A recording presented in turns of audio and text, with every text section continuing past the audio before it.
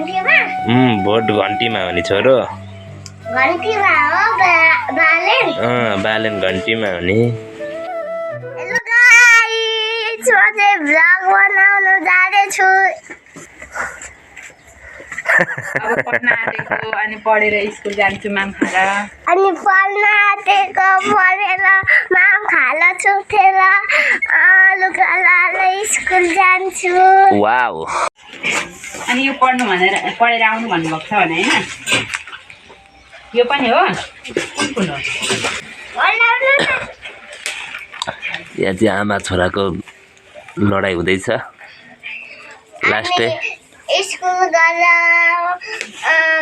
के हुन्छ हौ अनि खाला खाएर नलाई उकार हुन्छ तैँले अलाई उकार लेखेको छ अनि यहाँ क छलाई उकार खै मुनि उकार आज चाहिँ छोरोको राम्रो धुलाइ हुन्छ जस्तो छ पेन्सिल कहाँ राखेको छ छोरो ओइ छोरो यहाँ बोकाहरू चाहिँ म पनि ब्लग बनाउँछु यता देखा मलाई म पनि ब्लगमा आउँछु भनेर भन्दैछन् त्यही भएर मैले देखाइदिइरहेको छु बोकाहरू दुईटा बोकाहरू चाहिँ सल्लाह गर्दैछन् के भनेको ओ साथी साथी के भनेको बोल्दैन अरे अहिले उसको मुड खराब छ मान्छे किन फ्यालेकी साग साग लिएर यहाँ फ्यालिदिएर हिँडेकी छ किनको नि यहाँ चाहिँ आमा बढारी राख्नु भएको छ घर सरसफाइ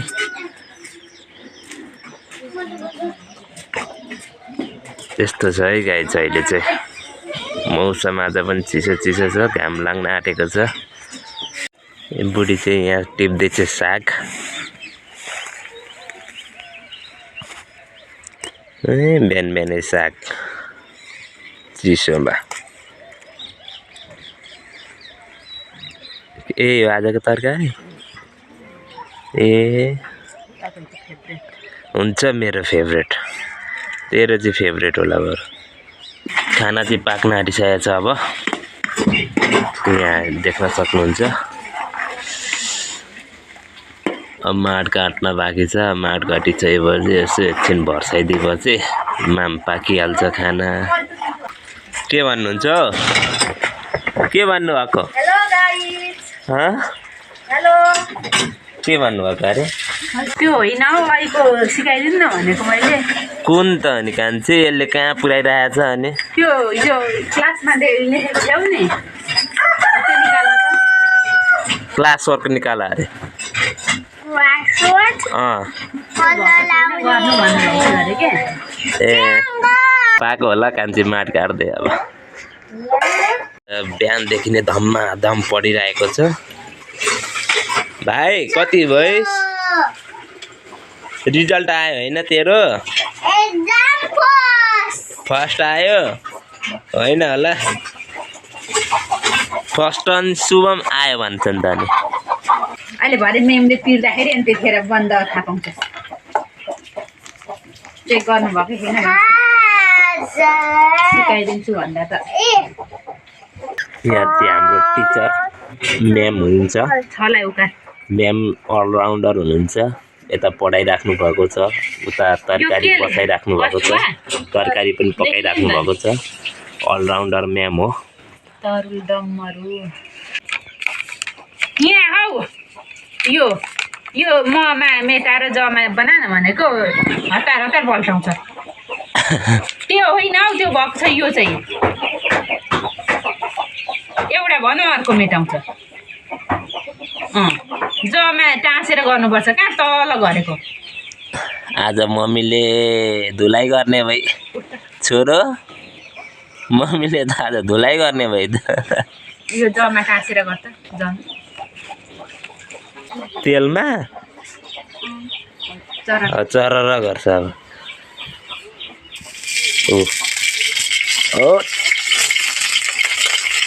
अब यहाँ तेल बसाइसकेको छु अब के हाल्छ यसो भन्छ पड्काउने हाल्न आँटेको थिएँ पड्काउने हाल्थेँ हामी चाहिँ मरमसला चाहिँ त्यति युज गर्दैनौँ मरमसला बिनै हामी खान्छौँ सादै यही पड्काउने मात्रै हाल्छ त्यस पछाडि अरू बेसार हाल्छ त्यति नै अनि नेपाली चाहिँ अलिक कमजोर छ छोरो होइन नेपालीमा अलिक कमजोर छ नि त छोरो छिटो है अनुहार नहेर है आलु हालेपछि अब आलु भुट्छ अनि त्यस पछाडि माथिबाट साग हालिदिन्छ पाकिहाल्यो तरकारी ए बुढीले चाहिँ अब बाख्रा बाहिर निकाल्न आँटेको छ घाममा घाम तापोस् भनेर यी बाख्रालाई पनि जाडो भयो होला रातभरि लडाउला नि लडाउला यो बाहिर चाहिँ छोड्दैन तो चाहिँ छोड्दैन लडाउला है गुन्टेलाई उहाँ ऊ लैजा भाइ लैजा तानेर हान्छ नि अहिले डर लाग्दैन हो दाइ के हो बालेन दाई हाई हाई बालन दाइ भोटकेमा होइन घन्टीमा भोट घन्टीमा हो नि छोरो घन्टीमा हो बालेन बालेन घन्टीमा हो नि घन्टी बजाउँछ जहिले घन्टी बजाउँछ नि जहिले जहिले स्कुल जाने बेलामा पनि स्कुल जाने बेला पनि घन्टी बज्छ मन्दिरमा नि घन्टी बज्छ सबै ठाउँमा घन्टी बज्छ अब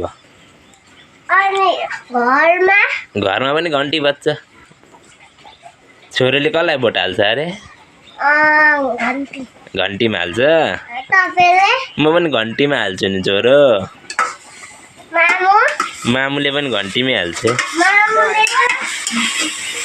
तपाईँ घन्टीमा हाल्नुहुन्छ दिदी माटोमा डर क्या कान्छी ए बर्बाद माटोमा हाल्नुहुन्छ अरे माटोमा होइन घन्टीमै हाल्छ साइना दिदी पनि अनि आमा पनि घन्टीमै अनि भूतले पनि घन्टीमै हाल्छ भूतले त माटोमा हाल्छ त कसले भनौ त्यसै होइन होइन भूतले भनेको होइन हो घन्टीमै हाल्छ सबैले घन्टीमा हाल्छ स्कुलले पनि घन्टीमा हाल्छ नि केले घन्टीमा हाल्दैन केले घन्टीमा हाल्दैन झोलेहरूले घन्टीमा हाल्दैनन् छोलो झोले शिवाहरूले शिवाहरूले पनि घन्टीमा हाल्छन् झोलेहरूले चाहिँ हाल्दैनन् बाख्राहरूले सबैले घन्टीमा सबैले घन्टीमा के आज बजार हो कान्छे बिहिबारे हो ए उयो सब्जी के अरे 100 रुपियाँको उयो ल्याउँछु के अनि टमाटर 100 रुपियाँ दिन्छु त सर आलु आउँछ 100 रुपियाँ 50 को ल्याउनु नि त आलु पुग्दैन पुग्छ भने एक हप्ता गइहाल्छ 100 रुपियाँ दिन्छु ल छैन क्या पैसा मसँग म कमाउन गएको छु नि त मसँग रेडी भइसकेको छु अब ड्युटी जानको लागि के भने कि पैसा दिनु भएन पैसा कति 100 रुपियाँ दिनु यार नै खाली छ के बोकेको त खाली पर्छ त्यही 100 रुपियाँ छ खै हेरौँ ए 100 रुपियाँ अर्को चाहिँ दिनु त्यो चल्दैन किन चल्दैन यो चल्दैन अर्को दिनु तपाईँलाई चल्छ त्यो त्यतिका पैसा किन चल्दैन यो पनि त उस्तै छ नि ल गाइस म चाहिँ अब ड्युटीतिर लागेँ है त साथीहरू अब वहाँ पुग्न झन्डै आधी घन्टा 1 घन्टा लाग्छ आज चाहिँ बिहानैदेखि घाम लागेको छ राम्रो छ मौसम पनि चिसो तातो खाले मौसम छ आज चाहिँ म चाहिँ अब ड्युटी जाँदैछु साथीहरू हेर्नु न मकैको हालत छैन मकैबारीको हालत केही पनि छैन त्यो ठाउँ चाहिँ साथीहरू हाम्रो गाउँ हो यो चाहिँ वहाँ पर हेर्नु रुख भएका छन् यहाँ तोरीबारी यस्तो छ जे होस् रमाइलो छ गाउँमा गाउँ रमाइलो छ राम्रै लाग्छ मलाई चाहिँ यो ठाउँ यो गाउँ जहाँ जन्मे जहाँ हुर्के